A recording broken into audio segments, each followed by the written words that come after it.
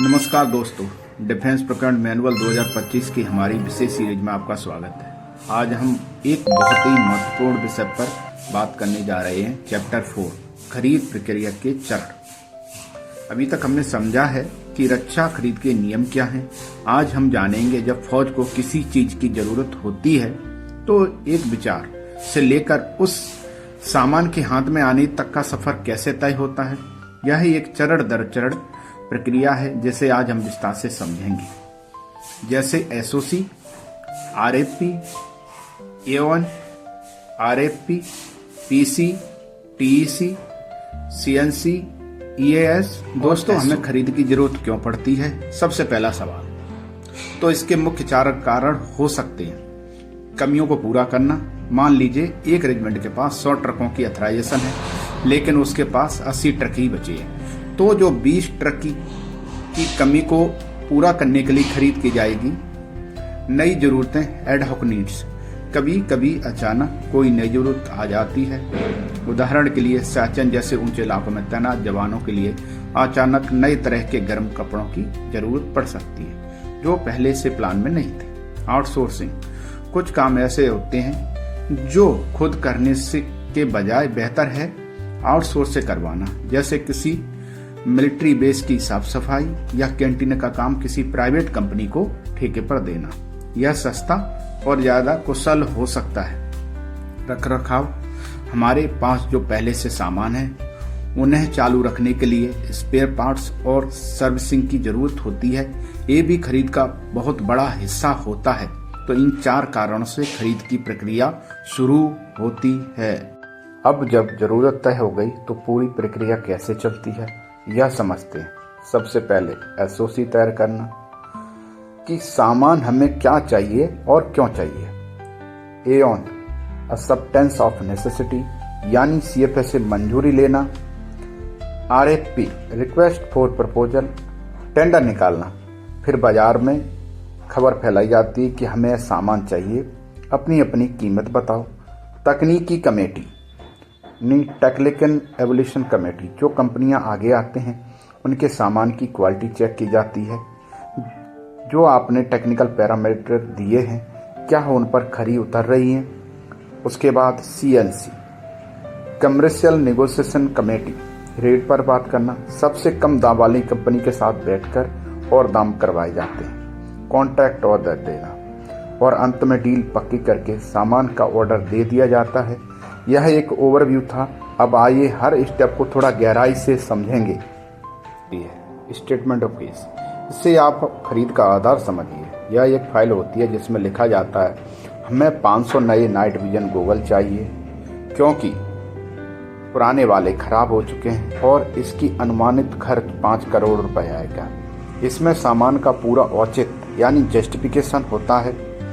और दूसरा provisional review यानी पीआर, यह बहुत जरूरी है। इससे पहले कि हम नए गॉगल का ऑर्डर दें हमें अपना गोदाम यानी स्टोर चेक करेंगे और पता करेंगे कि हमारे पास पहले से ही 100 गॉगल पड़े हैं जिन्हें किसी ने इस्तेमाल नहीं किया।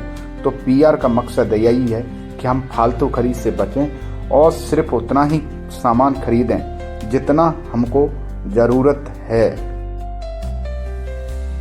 यदि एसओसी के बारे में किसी को डिटेल में जानकारी चाहिए तो कमेंट करके बताएं, तो मैं इस पर एक डिटेल वीडियो बना दूंगा। दोस्तों, जब एसओसी और पीआर हो जाता है तब बारी आती है इंडेंट की। इंडेंट एक ऑफिशियल फॉर्म है जो खरीद की प्रक्रिया को औपचारिक रूप से शुरू करता है। यह एक शॉपिंग लिस्ट की तरह है जो खरीद विभाग को भेजी जाती है। इसमें लिखा होता है सामान का नाम, पार्ट नंबर, जैसे night vision goggle model X100, अनुमानित कीमत ताकि बजट का अंदाजा लग सके। मात्रा, हमें कितने पीस चाहिए, जैसे 500 पीस। बजट कोड, यह पैसा किस खाते से कटेगा, जैसे सेना के आधुनिक फंड से। यह फॉर्म बताता है कि हमें सीरियसली खरीद शुरू करनी है। यह एक सक्षम अधिकारी यानी सीएफए द्वारा गई मंजूरी, यानी यह सामान हम खरीद सकते हैं। इसकी वैधता 6 महीने के लिए होती है, यानी 6 महीने के अंदर आपको टेंडर जारी करना होगा। और जेम पर इसकी वैलिडिटी 2 महीने की होती है, यानी ड्राफ्ट बिड आपकी 2 महीने के अंदर एक्सपायर हो जाएगी। इसमें IFA यानी फाइनेंशियल एक अधिकारी भी शामिल होता है, जो यह मात्रा की कीमत और आइटम की मात्रा दोनों को ही चेक करता है, ताकि यह पता लगाया जा सके कि इसकी कीमत ज्यादा तो नहीं की गई है और यह सामान खरीदने की इनको जरूरत यानी स्केल्ड आइटम के अंदर है। यदि नॉन स्केल्ड आइटम के अंदर है तो यह भी देखा जाता है कि कमेटी की, तो प्रोक्योरमेंट कमेटी में 3 सदस्य होते हैं, यानी एक यूजर होना चाहिए, एक वित्तीय अधिकारी यानी IFA या उसके सब IFA और एक टेक्निकल अधिकारी। IFA में जो PC चेयरमैन होगा वह CFA से 2 रैंक बिलो हो सकता है और ऐसी स्थिति जिसमें कोई अधिकारी अवेलेबल नहीं है तो CFA ही PC चेयरमैन की ड्यूटी कर सकता है, ताकि यह सुनिश्चित हो सके जो सामान खरीदे जा रहा है वह सही है और फैसले भी इससे जल्दी होते हैं और पारदर्शिता की भी गुंजाइश बनी रहती है, क्योंकि इसमें ज़्यादा आदमी दिमाग लगाते हैं, उसमें सामान खरीदने की संभावना अच्छे तरीके से अधिक। CFA यानी एक सामान को खरीदने में जिसकी जिम्मेदारी होती है वह है CFA, सक्षम वित्तीय अधिकारी। इस अधिकारी के पास पैसा पास करने की पूरी पावर होती है और इसकी यह भी जिम्मेदारी होती है कि सभी नियम पालन किए जाएं। यह IFA के सलाह को ओवर रूल यानी मान सकता है या नहीं मान सकता, यानी एक तरह से हम कह सकते हैं CFA के पास पूरी पावर है, सामान खरीदना है या नहीं खरीदना है तो कौन सा खरीदना है और क्यों खरीदना है।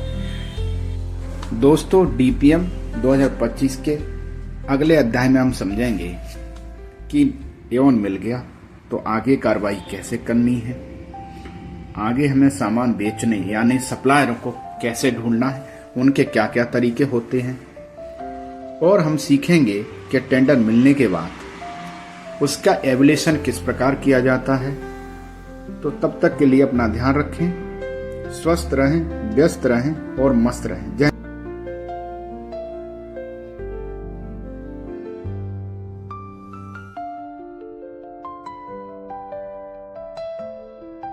दोस्तों, चैनल को सब्सक्राइब करें और बेल आइकन को दबाएं ताकि ऐसे ही